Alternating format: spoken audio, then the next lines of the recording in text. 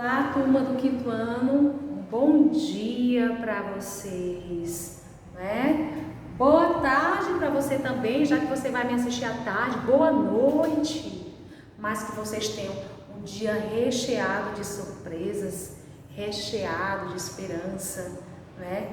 Recheado de coisas boas. Para vocês, ó, só coisas boas, só coisas positivas, tá certo?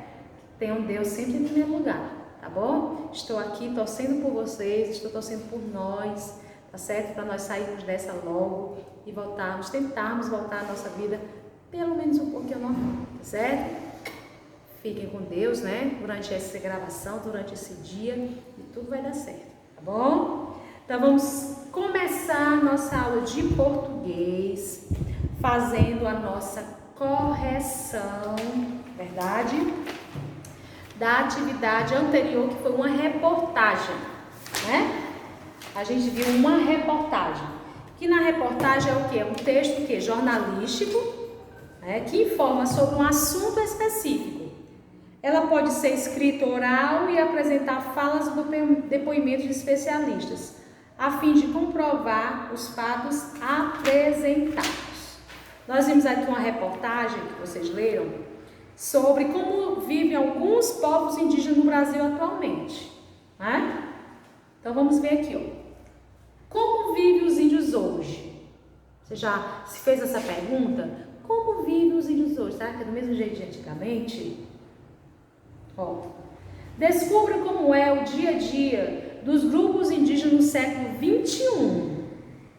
Em 19 de abril, celebra-se o Dia do Índio. Ótima oportunidade para que você se pergunte: como vivem hoje os primeiros habitantes do Brasil? Muito tempo se passou desde que os portugueses chegaram aqui e conheceram esses povos cheios de tradições. Mais de 500 anos depois, qual é o resultado desse encontro de culturas? Pegue seu cocá e embarque nessa viagem ao mundo indígena moderno. Por toda parte, olha só. Você que está acostumado a pensar que os índios vivem na floresta, já imaginou morando no meio do sertão? Ou na beira da praia? Pois saiba que isso é comum, especialmente na região Nordeste. Apesar disso, a maioria dos 900 mil indígenas, certo, encontrados hoje no Brasil, habita a região de floresta, em terras destinadas pelo governo a eles.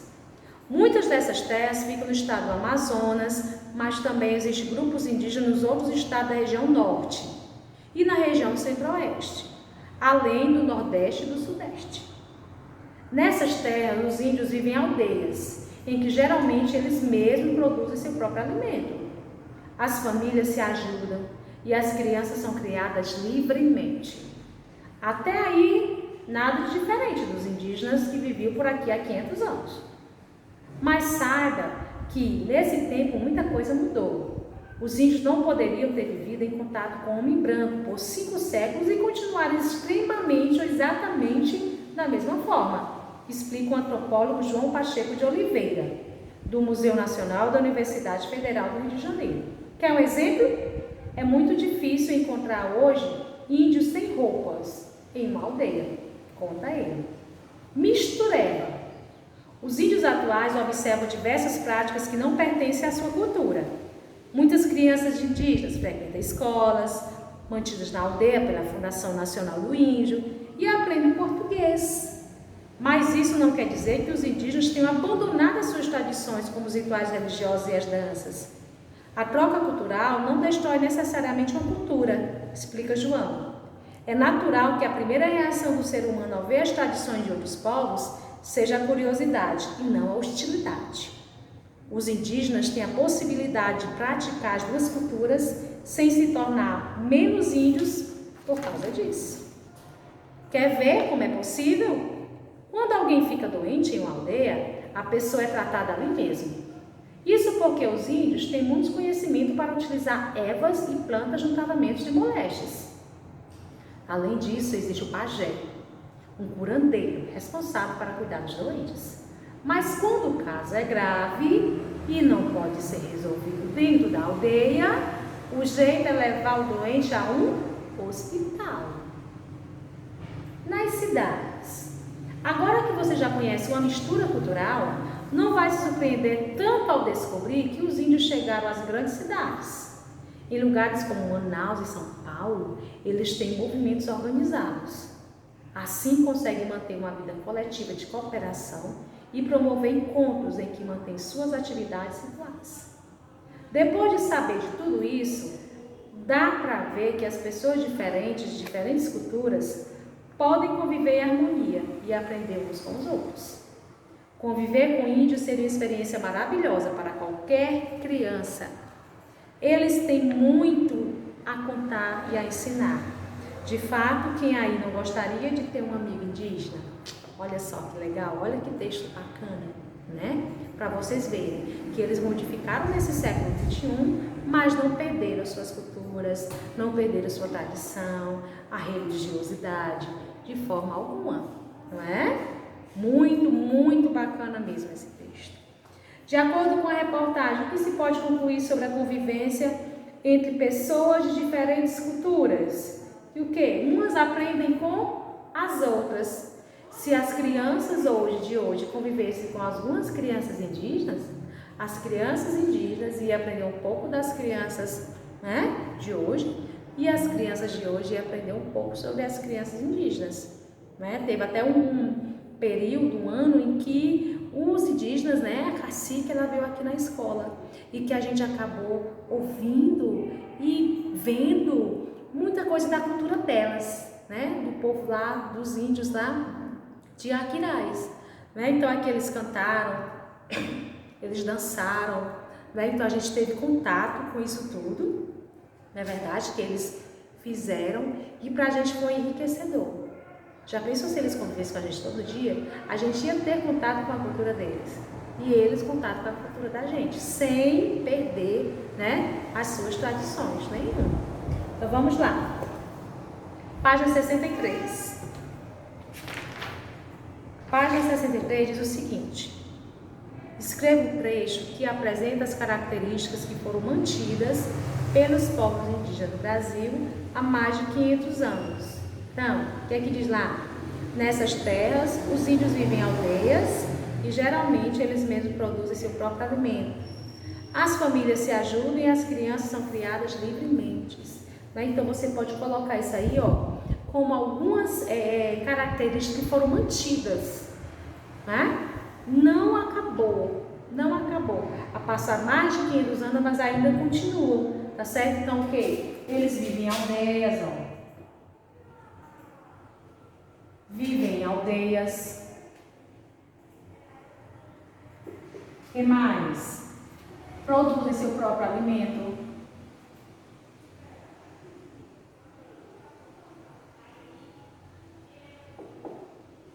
Pronto. Produzem seu próprio alimento. As famílias se ajudam e as crianças são criadas livremente, ó.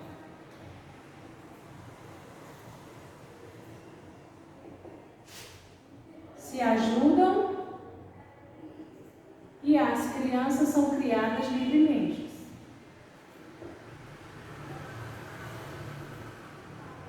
Livremente.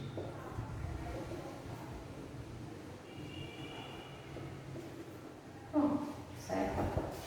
São algumas das características, né, que não mudou, apesar de muito tempo ter acontecido, mas não sofreu nenhuma alteração, certo? Segunda, a reportagem Como Vivem os Índios Hoje apresenta 3 intertítulos: Por Toda Parte, Mistureba e Nas Cidades. Qual é a função dos intertítulos em uma reportagem? Para que servem os intertítulos em uma reportagem? Para quê? Serve para quê? Para organizar as informações, orientando melhor a leitura, né? Para a melhor compreensão da leitura, né? Ele organiza as informações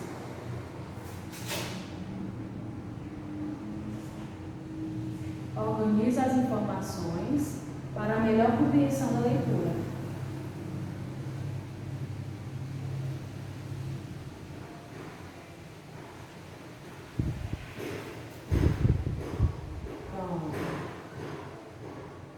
Organiza as informações para a melhor compreensão da leitura. Na B, relacione cada intertítulo a seguir ao conteúdo apresentado nele. Então vamos lá. Por toda parte, aborda onde vivem os indígenas atualmente. Mistureba, trata da troca cultural entre indígenas e sociedade não indígena. E nas cidades, explica que os indígenas também vivem nas grandes cidades. Então, 2, 3, 1. Certo? Na letra B, fica 2, 3, 1. Certo? Fica esta sequência na letra B. Tá bom? Deixa eu apagar aqui para a gente poder continuar a fazer a correção. 2, 3, 1. Acompanhe a correção. Se estiver errado, gente, apague, tá certo? Vamos fazendo o correto, tá bom? Vamos lá. Continuando. Terceira. Relê o trecho a seguir. A troca cultural não destoa necessariamente uma cultura. De quem é essa fala? De quem é? O antropólogo.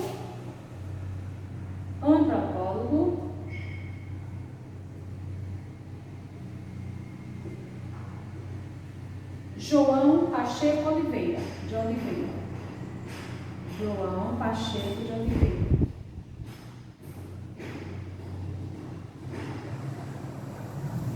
Pronto, João Pacheco de Oliveira. Que pontuação é empregada para sinalizá-la, né? A fala dele. Qual é a pontuação? As aspas, né? Pronto. As aspas, quando você vê aqui no texto, né, onde tem, né, o antropólogo, né, você vê que tem as aspas, onde tem a fala dele, onde tem, né, a citação dele, aí você percebe que tem as aspas, certo? Página 64, quarta. Com que objetivo o repórter utilizou a fala de outras pessoas em seu texto? Ele pegou a fala de outras pessoas para quê? Para acrescentar informações, uma vez que o repórter não era capaz de falar sobre o assunto, ou para apresentar o depoimento de um especialista e assim atribuir mais credibilidade ao texto? Esse daí, segundo quadrinho, né? Para acrescentar o depoimento de um especialista, um antropólogo, ele é especialista no assunto, aí deixa uma credibilidade maior ao texto. Quinta, relê o trecho a seguir.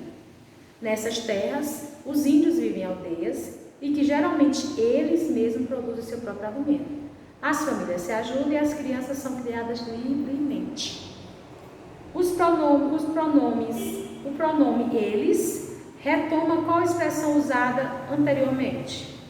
Aldeias, terras ou índios? Índios, né? Quando fala eles, se refere aos índios. O emprego do pronome eles no contexto acima permite o quê? Evitar a repetição de uma expressão empregada anteriormente, repetir uma expressão empregada anteriormente ou omitir uma expressão empregada anteriormente. É o primeiro quadrinho. Evitar a repetição de uma expressão empregada anteriormente. Toda vez que for falar o nome índio, ele colocar índio, os índios, pessoal, fica muito repetitivo. Então, para evitar esta repetição, é colocado o pronome ele, tá certo? Que é para poder ficar de uma forma melhor entendimento, o texto fica mais bonito, certo? Na página 65, nós temos aqui povos indígenas isolados e de recente contato, né? Onde diz assim, o texto, como vivem os índios hoje, apresentou a realidade dos indígenas que têm contato com os brancos e que foram influenciados por essa cultura. Você sabia que existem alguns povos indígenas que vivem isolados na nossa civilização? Há também as comunidades de recente contato, grupos que conservam suas dinâmicas e formas de organização própria, mantendo sua autonomia, né? E esse outro texto aqui, que fala da mudança dos indígenas, diz o seguinte, quando chegaram ao Brasil, os europeus impuseram a cultura europeia aos indígenas, modificando a cultura, as tradições e o modo de viver desses povos. A estimativa era de que um total de 6 milhões de indígenas, mais as doenças transmitidas pelos conquistadores e o extermínio dessa população acarretou na redução dos indígenas e na fuga para lugares distantes desse território.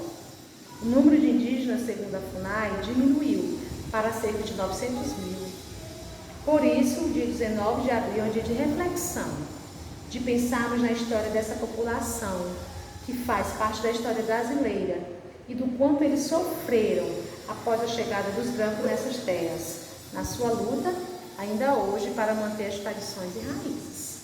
Certo? Então, isso aí foi o nosso texto, Atividade Portuguesa, essa reportagem, né, tão rica, que falava sobre os indígenas, né, muita coisa importante, muita coisa boa, que às vezes você acha que o dia 19 de abril é só para comemorar e ficar cantando, ficar dançando. Não é, né? É um dia de se comemorar a questão da luta dos indígenas, que hoje eles ainda lutam pelos dias, né? Pelos direitos deles, né? Pela liberdade deles. Mas esse dia é um dia da gente relembrar isso, né? Que eles sofreram bastante com a colonização aqui no Brasil, né? Eles sofreram, muitas coisas foram modificadas a partir daquele momento histórico, tá bom? Então hoje aqui, nós de português, nós vamos ver pretérito perfeito e imperfeito. Deixa eu apagar aqui.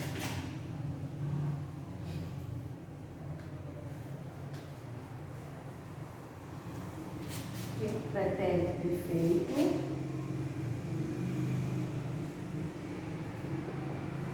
perfeito e imperfeito, certo? Pretérito perfeito, pretérito imperfeito.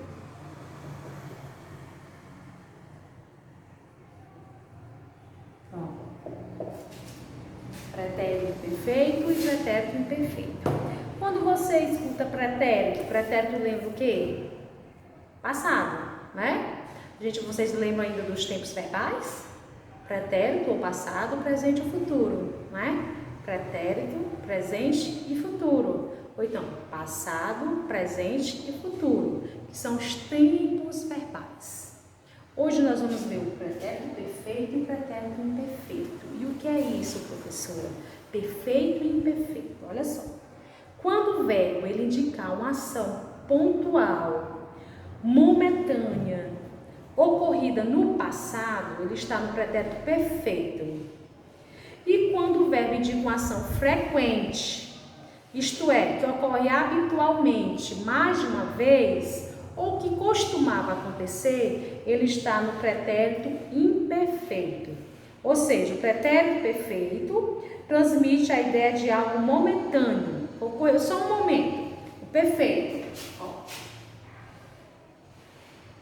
Algo momentâneo.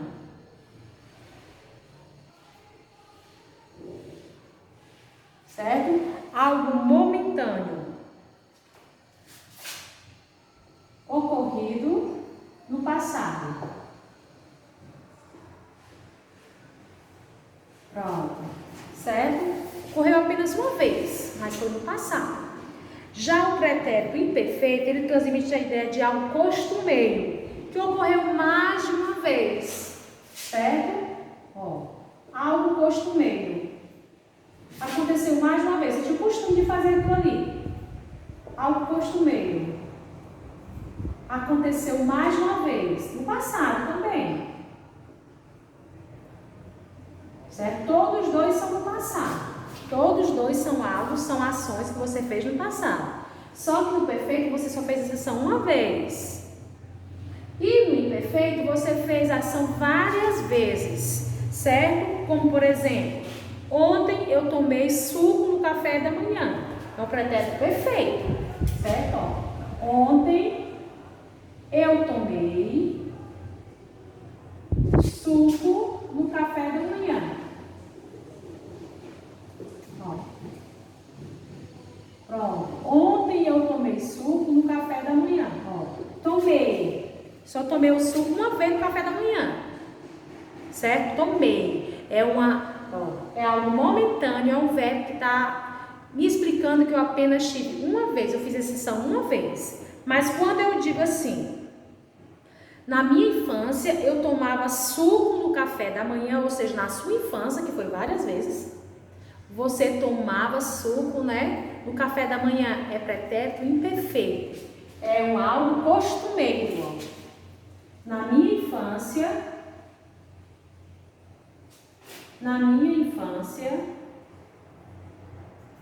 eu tomava café da manhã. Ó, eu tomava suco no café da manhã. Pronto. Ok? Ó, tomava. Pronto. Quando eu diz na minha infância, eu tomava suco no café da manhã, quer dizer que na minha infância, que é uma fase bem, né, grande, na minha infância eu tomava suco no café da manhã, quer dizer que na minha infância eu tomei suco no café da manhã várias vezes. Várias vezes na minha infância eu tomei suco no café da manhã. Já essa daqui, quando eu digo ontem eu tomei suco no café da manhã, apenas uma vez, ontem, certo? Por isso é pretérito perfeito. E essa aqui pretérito imperfeito, tá certo? Quando a gente vê aqui o verbo tomar, que ele está conjugado no presente, e depois no pretérito perfeito e imperfeito, do modo indicativo, que é a certeza, né? Certeza daquilo que você fez, certo? A gente vê aqui, ó, que o verbo tomar no presente fica eu tomo, tu tomas, ele toma. Nós tomamos, vós tomais, eles tomam. E o pretérito imperfeito, como é que fica? Ó, o pretérito perfeito, aliás. O pretérito perfeito fica eu tomei, tu tomaste, ele tomou, nós tomamos, vós tomastes, eles tomaram. E no pretérito imperfeito, eu tomava, tu tomavas, ele tomava, nós tomávamos, vós tomávamos e eles tomavam. Isso dá a ideia de que foi repetido várias vezes e não uma vez, certo? Então, o pretérito perfeito, a ação você faz apenas uma vez, momentânea. E no pretérito perfeito, a sua ação é feita várias vezes durante um certo período, certo? E em casa vocês vão fazer da página 66, ó, certo? Até a página 70, ok? 66 até a página 70, certo? E na próxima aula a gente corrige. Qualquer dúvida, me pergunta e ligue para mim que a gente resolve toda a situação, tá bom? Beijos, fique com Deus.